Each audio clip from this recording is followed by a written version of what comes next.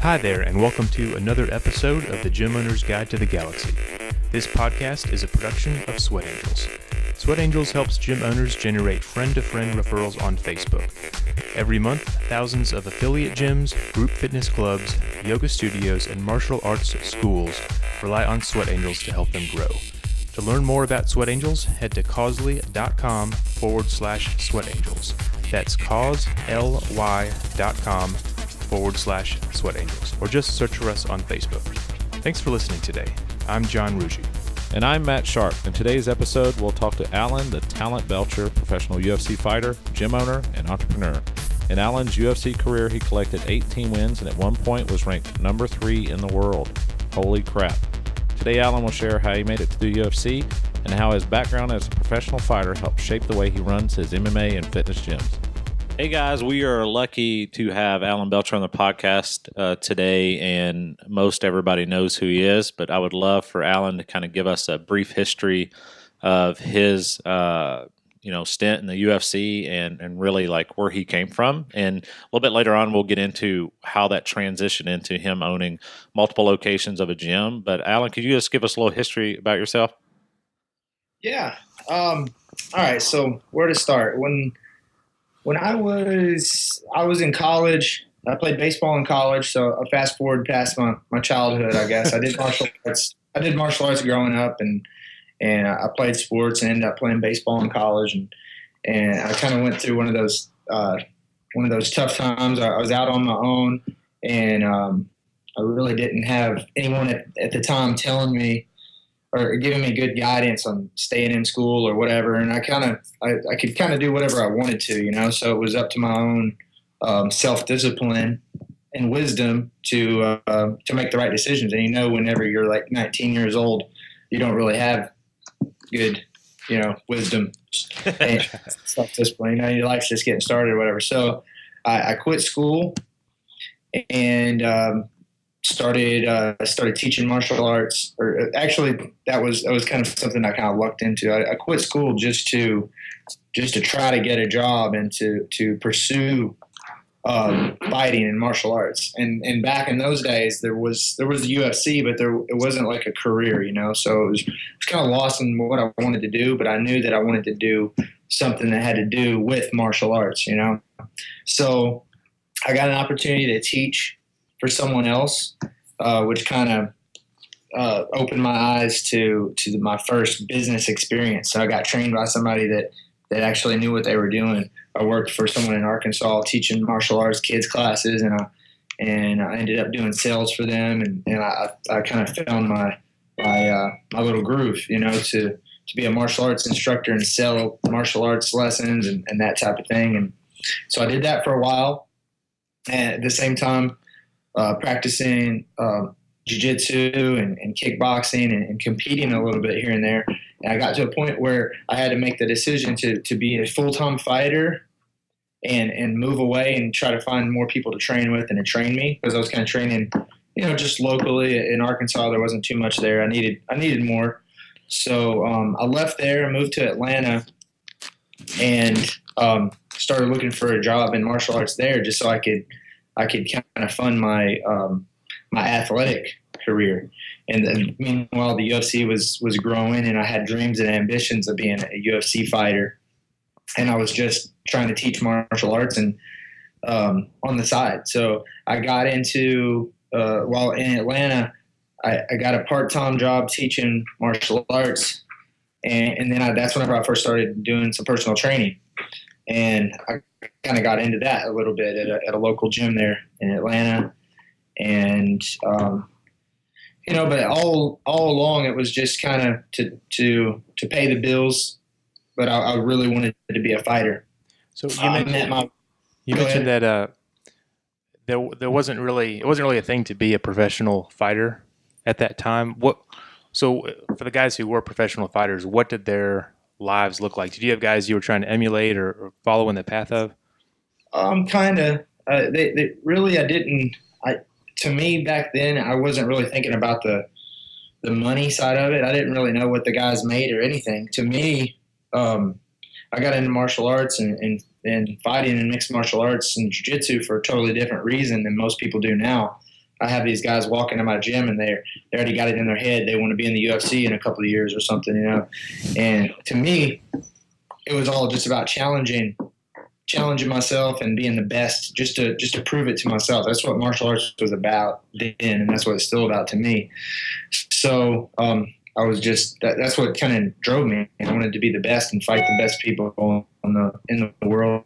I didn't know what I was going to do with that or anything. So all along the way, through these first few years, that's where I kind of had to figure out that I could have like a construction job or something, or I could make money with fitness and martial arts and kind of fund my way. So I had a choice to choose my job, you know. So I kind of created what I wanted to, because I'm very, passionate about martial arts, and I don't like to do anything that I don't enjoy doing at all. I'm very bored with it and ADD, and I just can't stand to do it. So I had to do something with fitness and strength and conditioning, or teaching martial arts or something like that to try to make money. So that's kind of how I got started in both.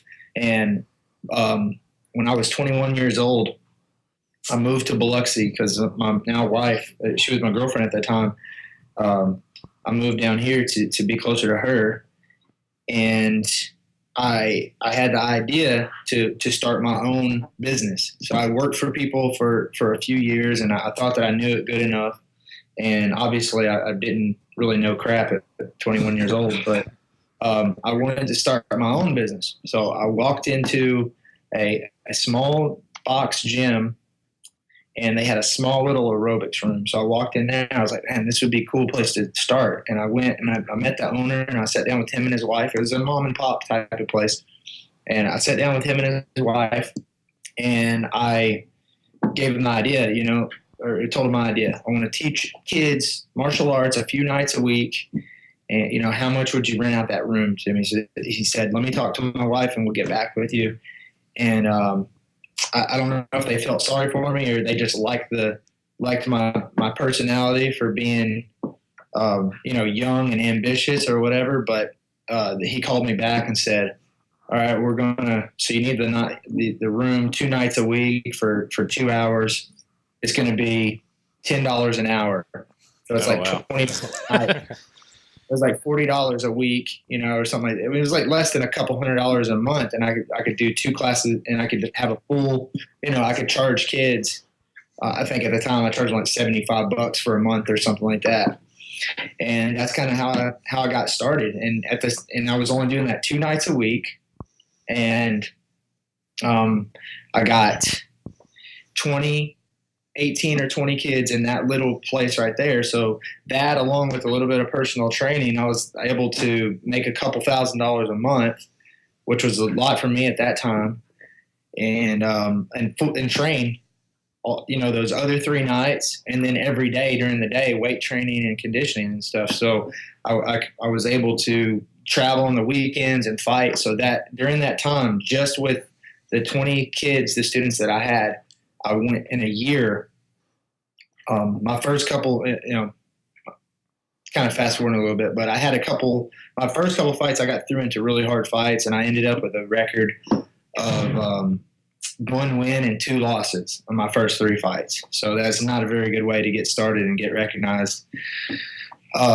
So that's kind of around that same time. I had those 2 losses and only 1 win. I really wanted to be a professional fighter. I had these kids. So that funded me to train hard, and within a year, I went on about a 9-fight winning streak against a really, really good top up-and-coming fighters all around our southeast region, and as far as like out to Oklahoma and twice in Las Vegas, and a 9-fight winning streak.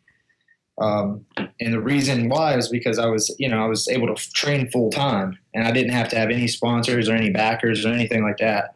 So that's how I got recognized by the UFC finally. So I got into the UFC. I had my 20 students at the same time. I had my first fight, and I was just right at 22 years old. I think I just turned 22. And I started my UFC career. My first fight, I lost, but I put on put on a good show. They really liked me, and went on a win streak after that, and worked my way up to as high as ranked number 3 in the world a few years back. You know, I got to fight on UFC 100, which was a historical event with a lot of great people. They pretty much picked the best guys. They drew in the most audience and everything at the time. I was a top contender, and I lost a decision, kind of got ripped off to a Japanese guy. But people ask me about that fight every single day. It's one of the most historical, UFC fights. Every time someone meets me, if they know who I am, they say, "Man, you got ripped off by that guy in UFC 100." And it was 2009, I think, and I got $100,000 bonus. That was probably my biggest payday, and then from then on, I went on another nice little streak. I don't want to get into too long of a story, but I had an eye injury that kept me out for a year, and it was really challenging to come back. But I came back. I won a couple more fights, worked my way back up, and up until 2013 May, I had my last fight. I lost because of an eye poke. Ended the fight, and I lost on decision. They just went to the scorecards, and at that time, my gym had kind of, I'd kind of been working my gym for several years, and I started an online business, and it was just kind of the perfect time for me to step away from fighting and focus full time on my gyms and my online training. So, it's kind of how it all went in a nutshell. So one thing that you skipped over that's really a big deal. So deciding to open your own business is a big deal, especially at 21. So usually with everybody, there's some sort of trigger or there's something that happens and they kind of like draw a line in the sand and they're like, okay, that's it. I'm going to open my own place. There's a lot of guys that I meet, and I'm sure that you meet, that have been wanting to do that for probably the last 15 years, 10 years plus, but have never made, they just keep working for somebody else instead of doing that on their own. What was the thing that you think, and it could just be youth and blind luck, but what do you think was the thing that really where you went from, all right, I know what I'm doing enough to at least make this attempt? Well, I guess the 21-year-old thing is probably why I thought I knew what I was doing, but my personality is still the same way till this day. And I think most successful people have the same personality. Is we like challenges. We like to take risks and lay it all on the line, because that's, a lot of people think entrepreneurs are just sitting around like, who can I take opportunities from and who can I make money with and how can I, do all this. But really, entrepreneurs, the worst thing that we fear is like doing accounting. And like, we don't really care at the end of the day. We don't really, you know what I mean? We're not crunching numbers and doing P&Ls and things like that. We like to make stuff happen. We like to grow big. We like to, take something and create it and make it blow up, and then, wow, we've got all this money coming in, that's what successful people, I think, have in common. And there are a lot of people that want to take that step. But they're really going to have to dig deep and realize that I think a famous football coach once said that the start is what stops most people. Yeah. Right. And you I think what's impressive about your story, especially early on, is you didn't start with a lot. I mean, you said you were making a couple $1,000s a month from teaching, and how much were you winning from fighting? And very much or anything? Yeah, not very much at all. Less than $1,000 sometimes for a win.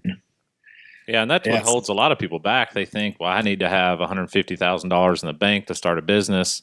It has to be super safe. And when you start talking to these guys that have built these big businesses, they started with nothing. And they literally just figured it out on the way. I mean, I started training people in a church attic, 2 guys, and now we have, a chain of gyms. Like, you just have to start. So I love hearing those stories where you just do it and you just figure it out on the way, because that overthinking is really what paralyzes a lot of people. They'll sit on that idea for 10 or 15 years and then, or go to the grave with it, you know?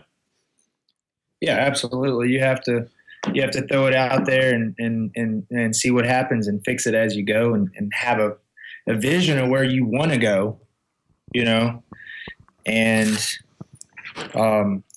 you know, that's what people miss is the vision. If you see yourself down the road, however many years ahead, making a lot of money, and you have multiple gyms, or you have whatever your business is, if you can see that happening and you know that it's going to take time, and you can kind of see the steps that you have to take, then, you know, you're going to make it happen. That's just how it is.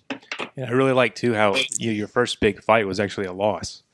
And that's so true for business owners too. When they get started, there's going to be setbacks, and it might be a major setback.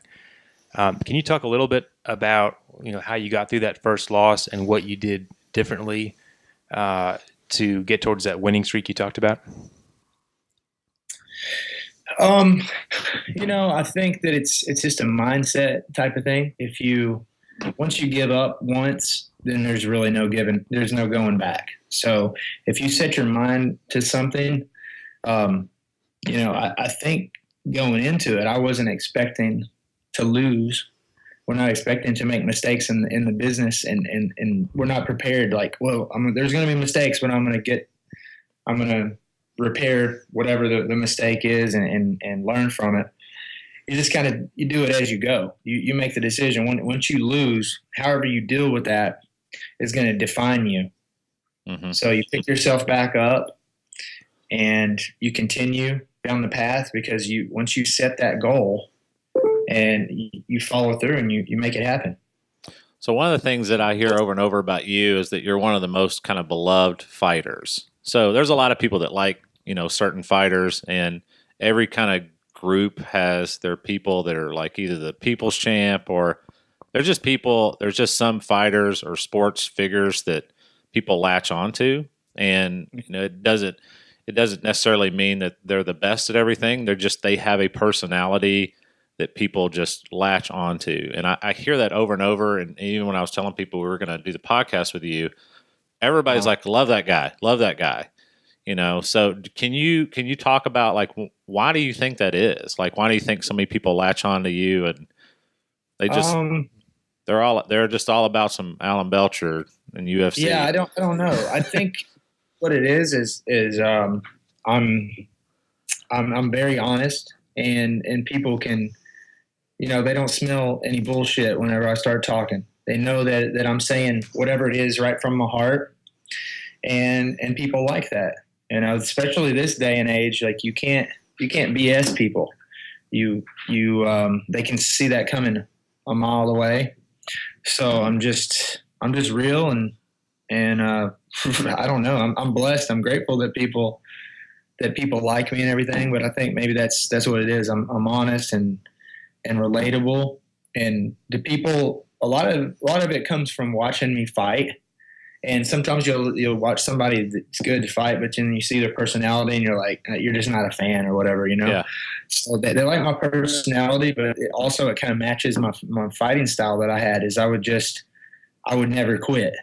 And I had a lot of good comebacks in the fights, and I would get knocked down and come back, because it's just my mindset. I came in there to do a job, and even if I don't win, I'm going to give it 110%. And leave it all on the line, because we're in there for 15 minutes. And if you can't fight your ass off for 15 minutes, then you don't need to be in there. That's kind of how I always looked at it. So I fought with a lot of heart and a lot of aggressiveness, and people could really see that I was trying very, very hard. And it's, you know, that's kind of like just the basic thing is just, they saw I was trying hard. And personality matched it. And I was very passionate about it, you know. And I'm sure that is a lot of what goes into why the business part of you works as well. So one other thing that I always hear about you as that family guy. And, you know, it's hard enough to be in the UFC, I'm sure, and have much less a girlfriend or a family. But especially in the business world, too, it's tough to balance those things. You talk a little bit about that? Because I know that's important to you, and I hear that over and over. Yeah. I think that with the family thing is, I don't know. You have to put your family first. To me, that's what I did. And I guess whatever your priorities are, if you're not putting your family first, then you're kind of missing out on what life is really about. You know, and sometimes family is planned, sometimes it's not. But you know, I was blessed with a wife and kids, and I decided to put them first, and I just kind of built everything around that. You know, and it doesn't always go perfect. And people that are in business, they know that the family side of things is challenging because things pop up. You know, when you're supposed to meet with your wife for lunch or go on a date, or you spend time with your kids on the evening or the weekend, sometimes things pop up. Sometimes you have to travel, you know, and you know, it's not always perfect. So a lot of it is dealing with the issues as they come up, staying strong and being patient, you know, and being the person in the family relationship that keeps everyone together and lets them know that things are going to change soon, and you know, we're going to get back on track. And you know, keeping promises is one thing that I always try to do to my wife and my kids. Is you know, I tell them something, I make sure that I keep those promises. You know. That's awesome. Yeah, one thing that I think our listeners would like for you to highlight for us is what the life of a UFC fighter is like. Because I mean, you're probably downplaying a little bit because you talk about training and, you know, teaching these kids a couple hours a week, but it's a tough life, and I'd just like to hear more about the workload, the stress load. You know, how often you had to train, what you did for recovery, just so people have a kind of a better understanding of where you came from for the decade of your professional career.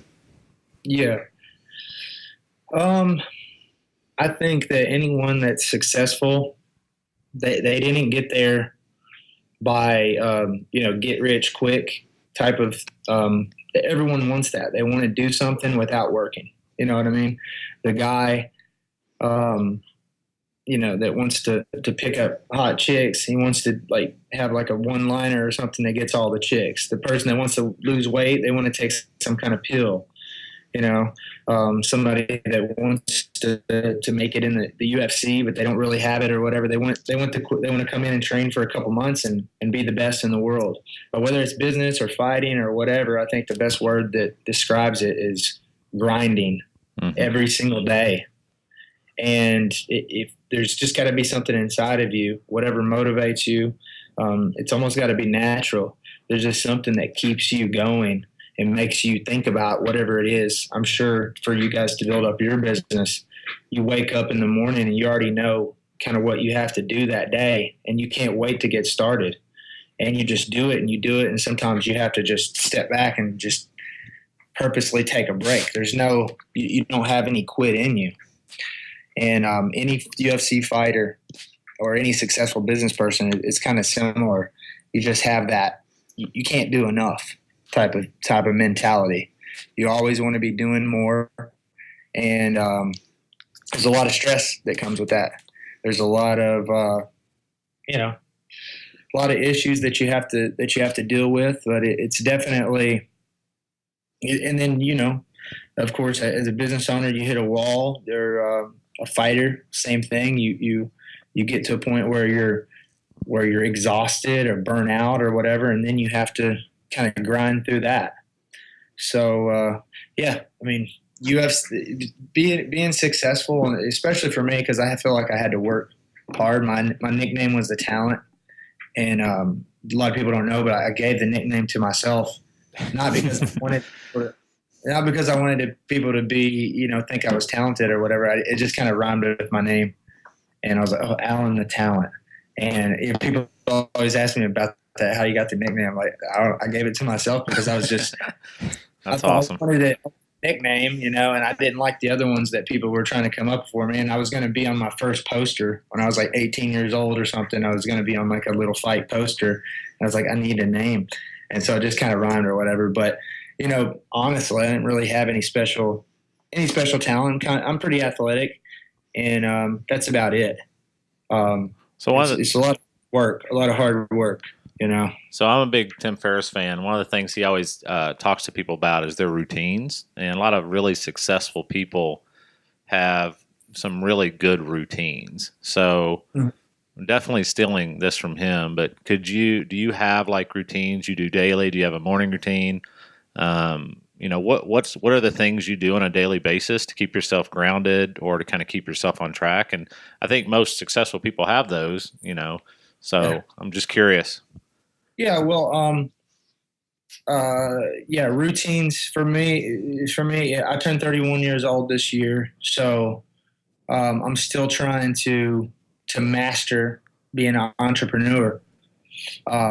But physical exercise, not just because we're in the fitness business or in being in MMA and jiu-jitsu or whatever, but the physical exercise is a stress relief. You have to have that in there. It gets your mind off of everything. Like most entrepreneurs have this like thing in their mind going all the time, and if you could look at our brain, it would be like just tons of little triggers and buttons and crazy electronics going on because there's tons of stuff going on.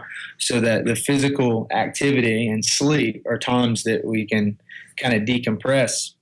So for about the last year and a half, I've been on a schedule, and on Tuesday and Thursdays I train with my pro team that I help coach a little bit, but I actually train with them every Tuesday and Thursday at 1:00. And then Monday and Wednesday nights from about 7 to 9 o'clock. And I've never missed those. So it's like Monday through Thursday. It's like back in the day, I trained twice a day, and I would train 5-6 days a week, sometimes even 7.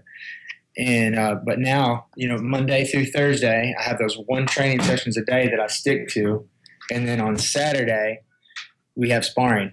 So about the last year and a half, I've religiously stuck to that, and that's something that I have to get on those days. Friday, I just kind of catch up, and pretty much I take off work early, and I have a family, so one part of my day, since my kids have went back to school, is I try to wake up a little bit earlier than they wake up, so that gives me time to have some quiet time, kind of map out my day, drink my coffee, have some breakfast or whatever, and then I spend a little bit of time getting my kids ready for school, and I drop them off, and then I go into my office, and so I think that time, getting up in the morning, coffee, breakfast is really important to me. I do that every single day, and then I drop the kids off by probably 8:30, and then straight into the office, and that's where, for me, especially my gym is right by my office too. So they in the same building, but it's a different suite or whatever. And we run this business out of here. And if that's where I can get sidetracked, and I guess it's like going to the office for anybody else. You guys on the way to your office can get sidetracked by someone else, talking to you, or maybe you stop. There's tons of things that could happen or whatever, but I make sure that I go straight to the office. That makes sense. And continue mapping out what I'm going to do that day and what I need to accomplish that day, and kind of just think about my top priorities. I learned to figure out like what I have to do today. What's that one thing that has to get done today, and I make that a priority. The podcast. And then exactly. Exactly. That's that one thing that had to get done today. So, and that kind of helps you, stay organized. So real quick, Meetings, of course, I'm Well, it's interesting you said you get up early so you can have some alone time. So I know me and John both do this, and I even have a consulting client was asking me the other day, about like when do you have time to do stuff on your own, and there is that. If you can wake up an hour early or 45 minutes early, that is definitely a time that you can either meditate or decompress and just have some alone time, because once the family is up, the day is on. And Oh yeah. I think that's really critical. What you're talking about is because I'm sure once they're up, like, it's over, right? And the fact that you get up a little earlier and have that time, that's a really important time for a lot of people in business or just people that are busy in general. So I wanted to highlight that. Yeah, absolutely. It really starts the day before. If you're trying to get up early, it's not just about setting your alarm clock earlier. It's about what are you doing the day before to make sure you get to bed early. So it's at least for me anyway. Yeah. Yeah. So Alan, earlier when we were talking, you talked about how 10, 15 years ago you had this goal, being a UFC fighter, and you set your mind on that and you did it. You've in a new phase of your life now. You're in more of a business phase. What are your goals for the next 10, 15 years going forward? My goals right now is to, on the gym side of things is I'm really focusing on, just streamlining my gyms and making them more of a turnkey businesses so I can run it even more from the outside. Like right now, I don't have to go in at all. And I do have some roles that I play, and I run some weekly meetings and whatnot. But I want to make it even more turnkey in the sense that I don't have to be there, and I can open up more, and they run like the franchise model basically. So I'm not. My goal isn't to start a franchise or anything, but I want to set it up like a franchise and be able to open more locations, because I tried multiple locations. When was it? Probably 7 years ago. I opened my second location, and that was not the right thing for me to do at the time. And I learned a lot of good lessons from that. And so then I went 6 or 7 years with thinking that was a bad thing to do. I just need to focus on one. And if I open two, it's going to all go downhill or whatever. And then I got introduced to this whole franchise idea, not being a part of a franchise or starting a franchise, but setting up your business as if you were going to run it from the outside, and people could have every position could have accountability. There were checklists and manuals for everything, just like a huge corporation would do, but in a small mom and pop type thing. Mm-hmm. So once you get that, now you can start to duplicate it. It all has to start with one, right? You run how many locations now? I have 2 locations, and we're looking at 2 new spots in close by cities and everything. So I'm kind of at that point.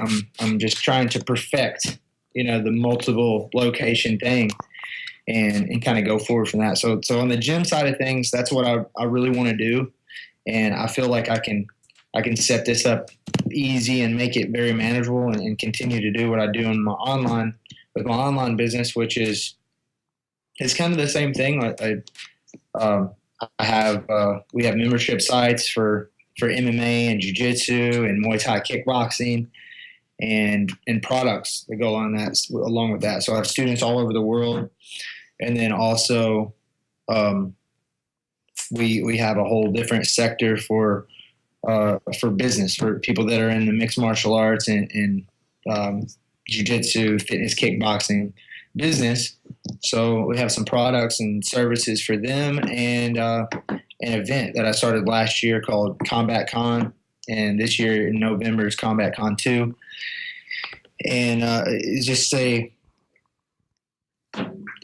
keep coming up with new resources and information for both students and business owners. Can you talk a little bit about CombatCon? Because we're actually going to be there, and that's kind of how we all got connected. So I think it's a really good resource for guys in that space. And could you talk a little bit about like why you started that and kind of what the goal is? Yeah, so I started it because I felt like there was a hole in our market. In the martial arts industry, it's kind of like the fitness industry. There's been industry specific training events for years, and it seemed like the same old guys were doing it and teaching the same stuff, and it was like regurgitated content. And it was really regurgitated from the 70s and the 80s and the 90s and not really up to date. And people that wanted to do mixed martial arts and jiu-jitsu and Muay Thai kickboxing, fitness kickboxing, specific stuff, as opposed to traditional martial arts like karate, we have, the business is similar, but there are some differences that make it kind of a separate industry, I guess. So I wanted to help people that were doing the same thing that I was doing. I didn't want to just get into business coaching for just any business. I wanted to do in the business that I know the most about and that I'm most passionate about. So I felt like that people were doing things wrong. That the way they were running their businesses were giving us a bad name.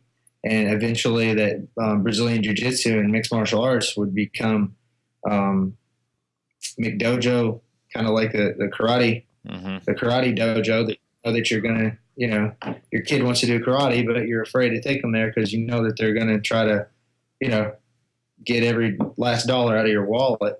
And that's just kind of the general thing that people see these dojos that are like, business franchises, and they're just kind of with these old sneaky ways of doing things, and I felt like some of the MMA and jiu-jitsu businesses were being ran the same way, and I didn't want that bad reputation on what we do. We provide something very valuable, fitness and self-defense. And I like it a lot, and I want people to have a comfortable experience, and I want more people to do it. So I feel like helping gym owners get more students is exposing more people to martial arts. What do you feel like the biggest misconception that you're helping these guys overcome? So, like, what do you think is holding a lot of these gyms back from more people coming in? So, like, what are they scared of?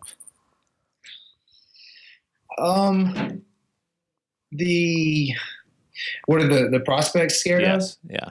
You said? I'm not so sure that they're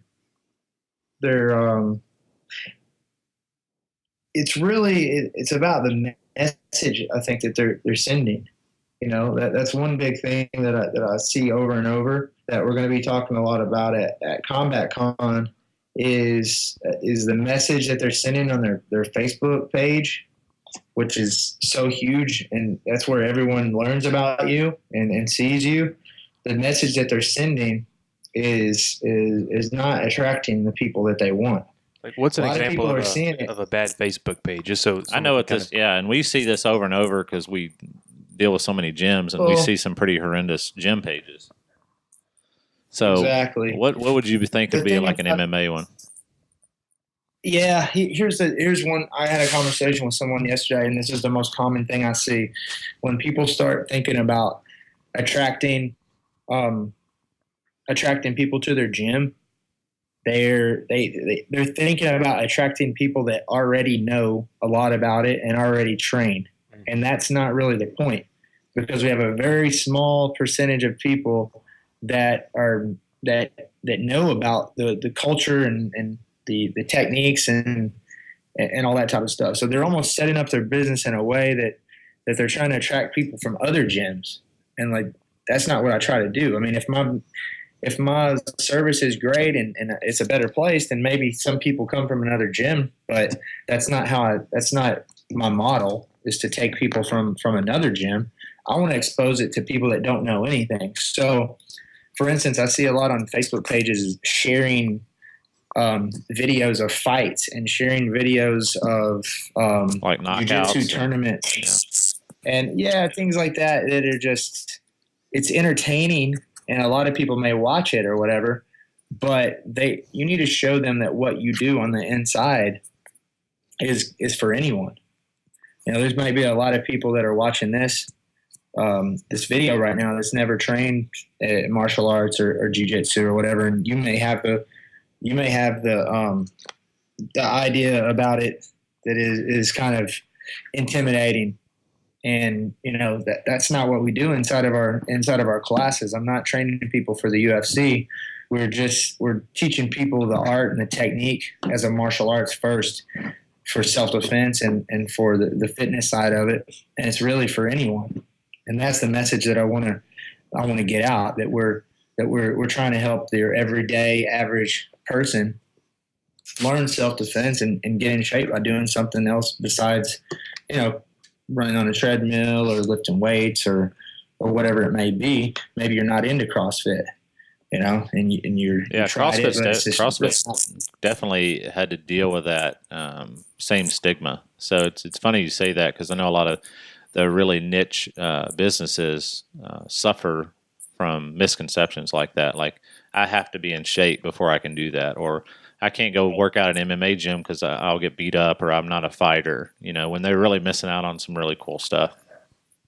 Yeah, no, absolutely. Absolutely. But that's just one of the many things, the mistakes that people are making, that we're going to be talking about at CombatCon. I made sure I put together a lineup of speakers that we all kind of have the same principles, and we're kind of operating on the same level as far as what we're trying to accomplish with the business and how we do business all together. So it's pretty tricky getting the speakers together that I feel are all delivering the same message as I am, that I want to kind of get across. But it seems like it's going to be a really good event. And so, just real quick for people listening out there, CombatCon is for MMA owners, dojo owners. Yeah, MMA and jiu-jitsu. That's kind of our niche. Is mixed martial arts. It kind of encompasses Brazilian jiu-jitsu and Muay Thai kickboxing. Okay. So, if someone wants to learn more about it, maybe register, come to the event, where do they need to go? They can go to MMA BJJ Business.com. That's my event page. And if there's someone watching right now that you have something to do with that market, maybe you're a fitness facility, but you offer MMA or jiu-jitsu classes. I see that a lot right now. So you want to learn more about attracting those people and keeping those people, then you need to be involved in this and check out my event. I have a free Facebook group that is called MMA and BJJ Business Owners Unite, and we have some great conversations going on there. It's a really great free resource for people, and it's growing like wildfire right now. That's awesome. Hey, before we go, one of the things I wanted to ask you about is you're going to be in a magazine here soon. Could you talk a little bit about that and maybe how that came about? So the magazine that I'm going to be in is Men's Health, and it is obviously, I think, the biggest fitness magazine in the world, and it's really hard to get in. I know I have a lot of fitness trainer buddies and people that are in the CrossFit business and the boot camp industry that are really big, and they just, they would love to be in some of these bigger magazines, especially the biggest one or whatever. So I'm lucky enough, I'm blessed, I'm grateful that I got into the magazine. But I think that publicity is huge. Whenever you're a trainer, your expertise is kind of everything. So your credibility, whatever kind of logo you can slap up there, the people associate that with how good you are. So trying to be featured in things like New York Times or huge websites or a magazine like that is really big. So I just kind of I started to dabble in the fitness side of things, and I wanted to be known as a fitness person and start to get into that world, So I was like thinking of what's the fastest way that I can grow in the fitness community and let people know, who I am and whatnot. So I started researching it a little bit, and I ended up talking to a guy that I knew he's a writer in wrestling. He ended up writing for Men's Health. So relationships is huge, building relationships with people that can get you connected. So we just talked about it and figured out a way that I would help Men's Health. And then, I got something out of it myself. I kind of tied it all together. I was doing some consulting for Tiger Muay Thai, which is a huge Muay Thai and fitness training camp in Thailand, where Westerners and people from Europe and Australia go there, and they have over 1,000 guests at any time, paying anywhere from $500 to $1,000 a month to stay there and train. And what's happened over there is there's this whole that they started and they got huge there. So there's been people come in and try to copy the business, and they're just opening up gyms like crazy on this one road. And it's very interesting. And now the CrossFit is starting to go there. All the Muay Thai gyms have CrossFit and different kind of fitness. They have fitness facilities, and they all have restaurants that serve healthy food. It's very, very interesting.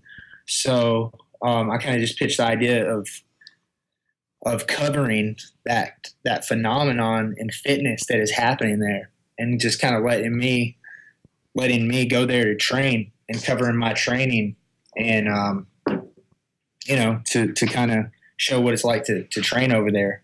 And 10, 20 years ago, to go to Thailand, it was like training on dirt floors, and it was really hardcore, and there was like one white guy and then all the training in the Thai camp. Well, nowadays you go to this place where I'm talking about in Phuket, Thailand, and it is, it's thousands and thousands of Europeans that are training there, and it's crazy. So, anyways, I kind of pitched the idea, and I got to be the center part of that, and then I kind of weaseled my way into getting to show some exercises, some fitness techniques, and talk about nutrition that kind of established me as an expert or whatever. So it's pretty cool. Can't wait to get it framed and get it up on the wall. That's awesome, man. So what month is that issue going to come out? November. November. Okay. Yeah, it's a November issue. I think it just came out. So there will obviously be lots of pics of that Johnny Cash tattoo in the issue. So can you tell us the story of how you got that tattoo? Johnny Cash was just a really, I don't know, it's kind of like the connection to my childhood. I left home, right after I graduated high school, and kind of never looked back. Johnny Cash is from Arkansas, and my dad and my granddad, they all introduced me to this old country music, and it just seems like Johnny Cash is kind of what defines my artistic and musical side, So it meant a lot to me at the time, and I got the tattoo. Didn't think much of it, and then now that's what people know me by. Well, it's kind of a big tattoo. Yeah, it's hard to miss.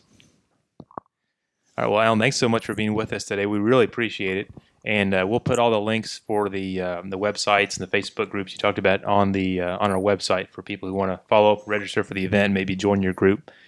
But yeah, thanks again for being with us today. It's been great. I look forward to seeing you in a few weeks. All right. Thanks for having me, guys. I'll see you soon. All right. Take care. Thanks again for listening today. The Gym Owner's Guide to the Galaxy was produced by Matt Sharp, Jeremy Russell, and me, John Ruggi. To make sure you catch every episode, search for the Gym Owner's Guide to the Galaxy on iTunes or wherever you download podcasts. We're always looking for industry leaders to interview on the show, so if there's anyone you'd like to see us feature on a future episode, let us know at podcast@causley.com. That's cause.ly.com. We are a production of Sweat Angels, the #1 referral program for gym owners. Sweat Angels helps drive new members at your gym by combining Facebook check-ins with giving back. If you haven't heard of us, just go to causley.com/Sweat Angels or search for us on Facebook. Thanks for listening. We'll see you next time on the Gym Owner's Guide to the Galaxy.